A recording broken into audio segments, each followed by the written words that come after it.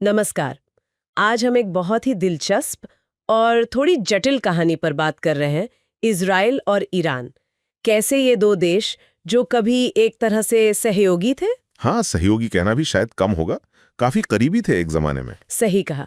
तो कैसे वो करीबी सहयोगी आज इतने कट्टर दुश्मन बन गए।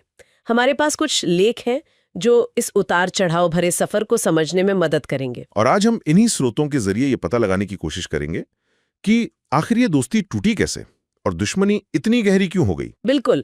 और ये बात बहुतों को शायद पता ना हो कि 1979 की इस्लामी क्रांति से पहले ईरान और इज़राइल असल में रणनीतिक साझेदार थे। हाँ, ये वाकई हैरान करने वाली बात है आज के संदर्भ में। शाह मोहम्मद रिजा पहलवी का ईरान वो उन चंद मुस्लिम बहुल देशों में शामिल था जिसने इज़राइल को बाकायदा मान्यता दी थी। और ये सिर्फ नाम की मान्यता नहीं थी, है ना? मतलब असल में सहयोग था। हाँ, बिल्कुल। काफी गहरा सैन्य और तकनीकी सहयोग था।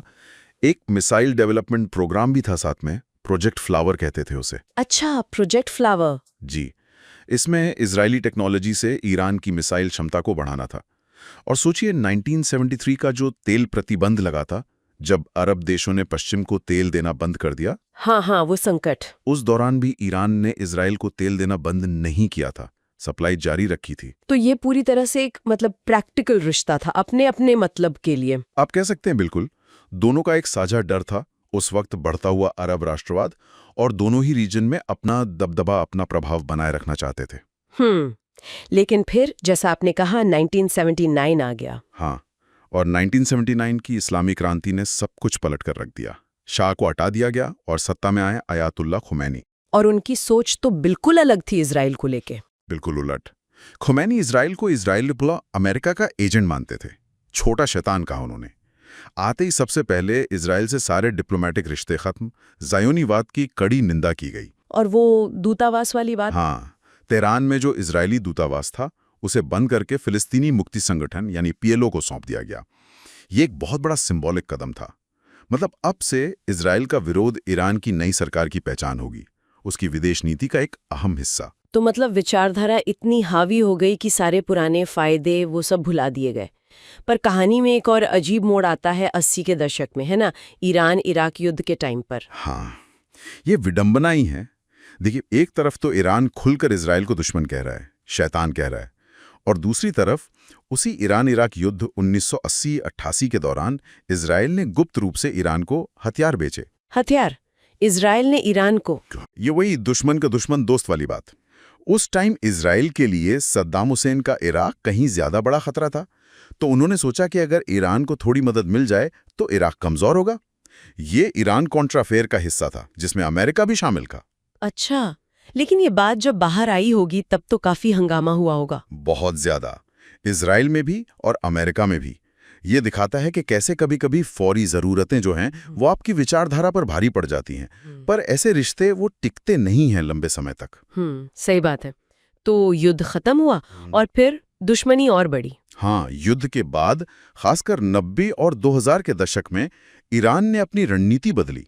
अब वो सीधे भिड़ने के बजाय प्रॉक्सी गुटों का इस्तेमाल करने लगा।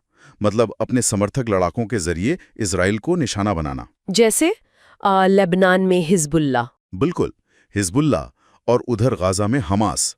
इनको पैसा देना, हथियार देना, ट्रेनिंग देना।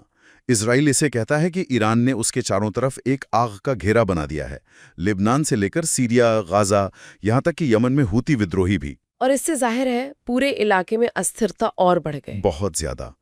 प्रॉक्सी वॉरफेयर ने रीजनल टेंशन को बहुत बढ़ा दिया। फिर आता है 2002 और ईरान के सीक्रेट न्यूक्लियर प्रोग्राम का खुलासा। ये तो गेम चेंजर रहा होगा। हाँ, ये बहुत बड़ा मोड़ था। इजराइल ने इसे वजूद के लिए खतरा माना, एक एग्जिस्टेंशियल थ्रेट। इसके बाद से तनाव एकदम नए लेवल पर पहुंच गया। और फिर वो खबरें आने लगीं कि ईरानी वैज्ञानिकों पर हमले हो रहे हैं। जी, 2010 से 2012 के बीच कई टॉप ईरानी न्यूक्लियर साइंटिस्ट्स की हत्याएं हुईं। शक की सुई सीधे इजरायली खुफिया एजेंसी मोसाद पर गई, हालांकि इजराइल ने कभी खुलकर माना नहीं। और वो स्टक्सनेट वायरस? हाँ, स्टक्सनेट साइबर हमला। ये माना जाता है कि अमेरिका और इजराइल ने मिलकर किया था। इसने ईरान के नतांज में जो यूरेनियम संवर्धन प्लांट था उसे काफी नुकसान पहुंचाया। तो अब लड़ाई सिर्फ जमीन पर नहीं, साइबर स्पेस में भी पहुंच गई थी। हाईटेक हो गई। तो ये जो छाया युद्ध चल रहा था, ये खुलकर सामने कब आया? मतलब डायरेक्ट टकराव। ये पिछले कुछ सालों में ज्यादा हुआ है, खासकर 2020 के बाद। एक तरफ ईरान अपने प्रॉक्सी गुटों को लगातार मजबूत करता रहा, वो इजराइल पर रॉकेट दागते रहे। और जवाब में इजराइल ने भी हमले तेज किए। हाँ, इजराइल ने सीरिया और कुछ हद तक इराक में भी, जहां ईरानी ठिकाने या उनके समर्थक गुट थे, उन पर सैकड़ों हवाई हमले किए। ये काफी समय से चल रहा था, लेकिन जो सबसे बड़ा बदलाव आया वो था अप्रैल 2024 में, जब ईरान ने सीधा हमला किया इजराइल पर। जी हाँ, ऑपरेशन ट्रू प्रॉमिस। पहली बार ईरान ने अपनी जमीन से सीधे इजराइल पर 300 से ज्यादा ड्रोन और मिसाइलें दागी। हालांकि सुना है कि ज्यादातर को हवा में ही रोक लिया गया था। हाँ, इजराइल और उसके सहयोगियों का डिफेंस सिस्टम काफी मजबूत साबित हुआ, लेकिन फिर भी ये घटना अपने आप में बहुत अहम है। ये पहली बार था कि ईरान ने प्रॉक्सी का सहारा न लेकर सीधे इजराइल पर हमला किया। ये दुश्मनी के एक नए और ज्यादा खतरनाक दौर का संकेत है। तो हमने देखा कि कैसे एक रिश्ता जो आपसी हितों पर शुरू हुआ था, वो विचारधारा, फिर प्रॉक्सी युद्ध, गुप्त सौदेबाजी, साइबर हमले और अब सीधे टकराव तक पहुंच गया है। एक पूरी यात्रा है ये। हाँ, और ये पूरी कहानी जिसमें सहयोग भी है, दुश्मनी भी, गुप्त समझौते भी हैं और खुला टकराव भी, ये हमें सोचने पर मजबूर करती है। एक अहम सवाल खड़ा करती है, जब दो देश जो कभी इतने करीब थे आज इतने गहरे दुश्मन बन जाते हैं, तो उस पूरे क्षेत्र की स्थिरता का, शांति का भविष्य क्या हो सकता है? इस पर विचार करना आज के समय में बहुत जरूरी है।